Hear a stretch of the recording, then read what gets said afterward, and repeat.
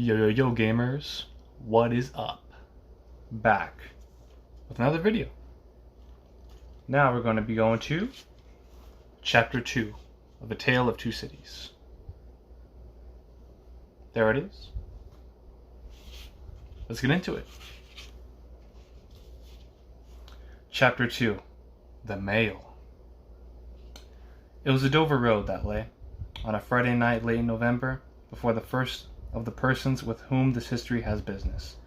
The Dover road lay, as to him, beyond the Dover Mail, as it lumbered up Shooter's Hill.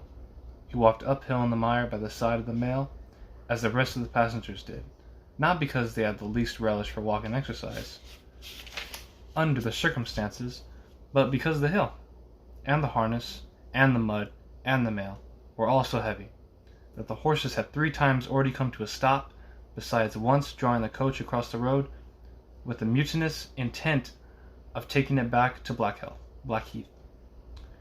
Reins and whip and coachman had guard, however, in combination, had read the article of war which forbade a purpose otherwise strongly in favor of the argument, that some brute animals are endued with reason, and the team had capitulated and returned to their duty. Already starting. With drooping heads and tremulous tails, they mashed their way through the thick mud, floundering and stumbling between whiles, as if they were falling to pieces at the larger joints. As often as the driver arrested them and brought them to a stand, with a wary "Whoa ho! So ho then!"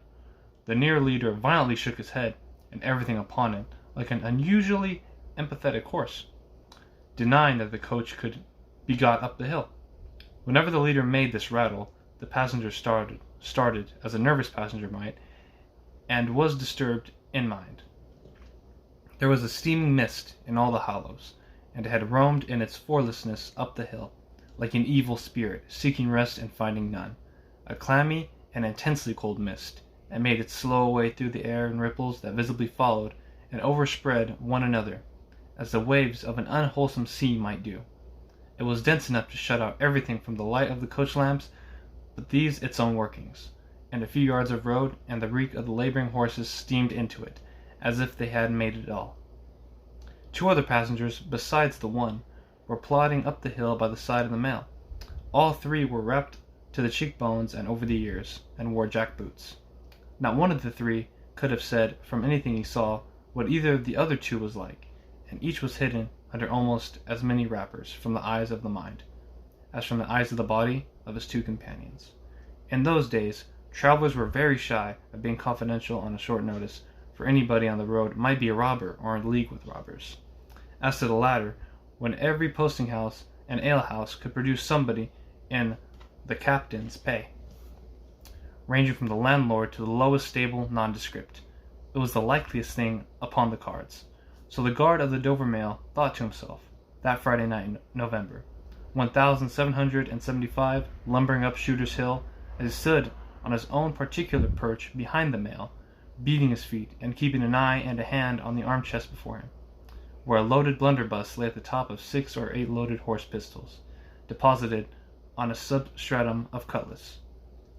The Dover Mail was in its usual genial position that the guard suspected the passengers suspected one another and the guard, they all suspected everybody else, and the coachman was sure of nothing but the horses, as to which the cattle he could with a clear conscience have taken his oath on the 2 testaments that they were not fit for the journey.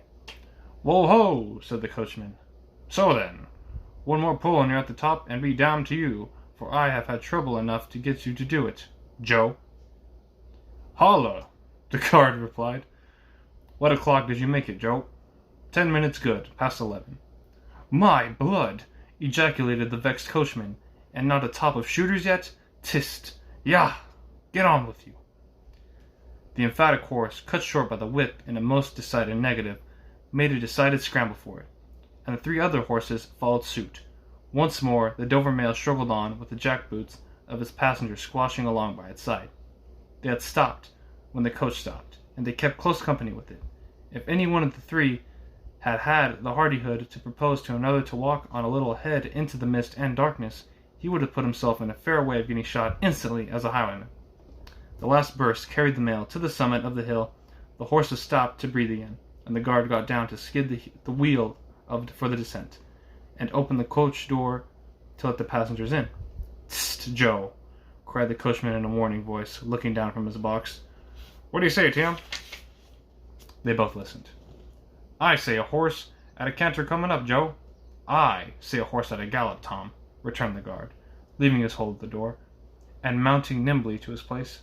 "Gentlemen, in the king's name, all of you." With this hurried adjuration, he cocked his blunderbuss and stood on the offensive. The passenger looked by the history was on the coach step, getting in. The other two passengers were close behind him, and about to follow. He remained on the step, half in coach and half out of it. They remained by the road below him. They all looked from the coachman to the guard, and from the guard to the coachman, and listened. The coachman looked back, and the guard looked back, and even the emphatic leader pricked up his ears and looked back, without contradicting. The stillness consequent on the cessation of the rumbling and laboring of the coach, added to the stillness of the night, made it very quiet indeed. The painting of the horses communicated a tremulous motion to the coach, as if it were in a state of agitation. The hearts of the passengers beat loud enough perhaps to be heard, but at any rate the quiet pause was audibly expressive of people out of breath, and holding their breath, and having the pulses quickened by expectation. The sound of a horse at a gallop came fast and fiercely up the hill. "So ho!" the guard sang out as loud as he could roar. "Yo there, stand! I shall fire!" The pace was suddenly checked, and with much splashing and floundering, a man's voice called from the mist. "Is that the Dover Mail?" "Never you mind what it is," the guard retorted. "What are you?" "Is that the Dover Mail?" "Why do you want to know?" "I want a passenger, if it is." "What passenger?" "Mr. Jarvis Lorry." Our booked passenger showed in a moment that it was his name. The guard, the coachman, and the two other passengers eyed him distrustfully. "Keep where you are," the guard called to the voice in the mist, "because, if I should make a mistake, it could never be set right in your lifetime. Gentlemen of the name of Lorry, answer straight." "What is the matter?" asked the passenger. Then, with mildly quavering speech, "Who wants me? Is it Jerry?" "I don't like Jerry's voice. If it is Jerry," growled the guard himself. "He's hoarser than suits me, is Jerry." "Yes, Mr. Lorry. What is the matter?" "A dispatch sent after you from over yonder, T & Co." "I know this messenger, guard," said Mr. Lorry, getting down the road, assisted from behind more swiftly than politely by the other two passengers, who immediately scrambled into the coach, shut the door, and pulled up the window. "He may come close. There's nothing wrong." "I hope there ain't, but I can't make no nation sure of that," said the guard in gruff soliloquy. "Hallo you!" "Well, and hallo you," said Jerry more hoarsely than before. "Come on at foot pace, d'ye mind me? And if you've got holsters to that saddle of yourn, don't let me see your hands so go nigh 'em, for I'm a devil at a quick mistake, and when I make one, it takes the form of lead. So now let's look at you." The figures of a horse and a rider came slowly through the eddying mist, and came to the side of the mail, where the passenger stood. The rider stopped, and casting up his eyes at the guard, handed the passenger a small folded paper. The rider's horse was blown, and both horse and rider were covered with mud, from the hoofs of the horse to the hat of the man. "Guard," said the passenger, in a tone of quiet business confidence. The watchful guard, with his right hand at the stock of his raised blunderbuss, his left at the barrel, and his eye on the horseman, answered curtly, "Sir." "They ain't messing around out here." "There is nothing to apprehend. I belong to Tellson's Bank. You must know Tellson's Bank in London. I'm going to Paris on business. A crown to drink. I may read this?" "If so be as you're quick, sir." He opened it in the light of the coach lamp on that side, and read, first to himself and then aloud. "Wait at Dover for Mamsley. It's not long, you see, guard. Jerry say that my answer was recalled to life." Jerry started in the saddle. "That's a blazing strange answer, too," said he, at his horse et. "Take that message back, and they will know that I received this, as well as if I wrote. Make the best of your way. Good night." With those words, the passenger opened the coach door and got in, not at all assisted by his fellow passengers, who had expeditiously secreted their watches and purses in their boots, and were now making a general pretense of being asleep, with no more definite purpose than to escape the hazard of originating any other kind of action.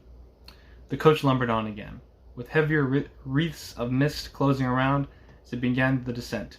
The guard soon replaced his blunderbuss in his arm chest, and having looked to the rest of its contents, and having looked to the supplementary pistols that he wore in his belt, looked to a smaller chest beneath his seat, in which there were a few smith's tools, a couple torches, and a tinder box, for he was furnished with that completeness that if the coach lamps had been blown and stormed out, which did occasionally happen, he had only to shut himself up inside, keep the flint and steel sparks well off the straw, and get a light with tolerable safety and ease, if he were lucky, in 5 minutes.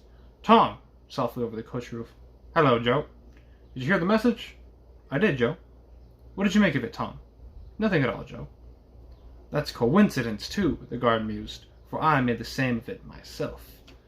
Jerry, left alone in the mist and darkness, dismounted meanwhile, not only to ease his spent horse, but to wipe the mud from his face, and shake the wet out of his hat brim, which might be capable of holding about half a gallon, after standing with the bridle over his heavily splashed arm until the wheels of the mail were no longer within hearing. The night was quite still again.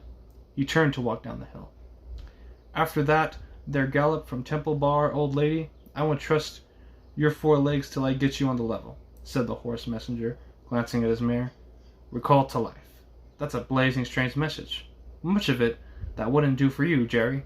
I say, Jerry, you'd be in a blazing bad way if recalled to life was to come into fashion, Jerry. That was chapter 2, gamers. A little bit longer, but first chapter was excellently written. To set the setting, but pretty good. Chapter 3 next. Oh!